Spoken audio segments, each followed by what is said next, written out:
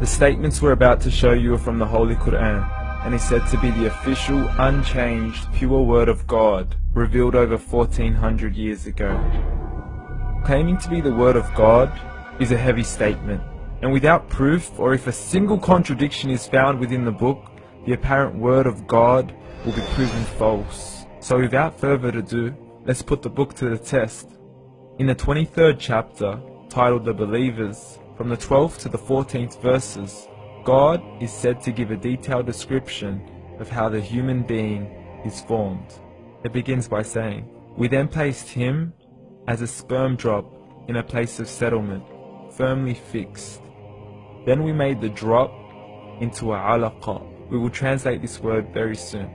"And then we changed the alaqa into a lump. Then we made out of that lump into bones. And then we clothed the bones with flesh. Then we caused him to grow and come into being and attain the definitive human form." In the 21st century, we can now safely say that this verse is clearly describing the process of human development in correct chronological order. However, what we should be paying attention to in particular is the second stage, referring to the development of the embryo. The specific word used to describe the embryo in this verse is the word alaqa. The word alaqa, when translated into English, can mean three separate things. Firstly, a blood clot, or to be suspended, that is to be hanging or clinging to something, or thirdly and finally, a leech. Now, all three definitions don't come anywhere near what we perceive to be the human embryo.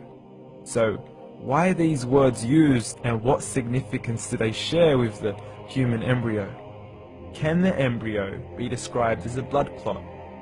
Well, what do you think? In the third week of embryonic development, a tubular heart joins with the blood vessels to form a primordial cardiovascular system, and by the end of the third week, the blood is circulating and the heart begins to beat on day 21. The first thing that comes to mind in regards to being suspended or hanging is the umbilical cord. But we can't use that example because we are simply referring to step 2, before the baby has even formed. But we now know today that the umbilical cord is formed from the connecting stalk. And the connecting stalk is formed as soon as the embryo is formed. The embryo's connecting stalk has even been described by John Allen and Beverly Kramer as an object to suspend the developing embryo in the extra-embryonic column. So an embryo is suspended and does have a strong resemblance with the blood clot. What on earth would an embryo have to do with a leech? Figure A shows the structure of an embryo at 25 days. Figure B shows a leech.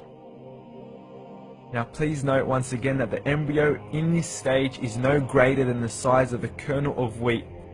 This is an X-ray of the embryo at 22 days. This is the internal structure of a leech. It's mind-blowing stuff, but you still haven't seen anything yet.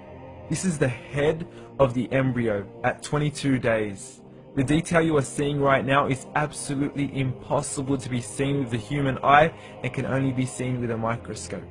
This is the back end of a leech. There's no other words used to describe this other than mind-blowing.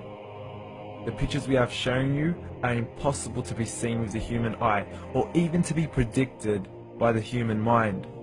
Once again, the verses we have shown you were revealed over 1400 years ago to a man who couldn't read nor write.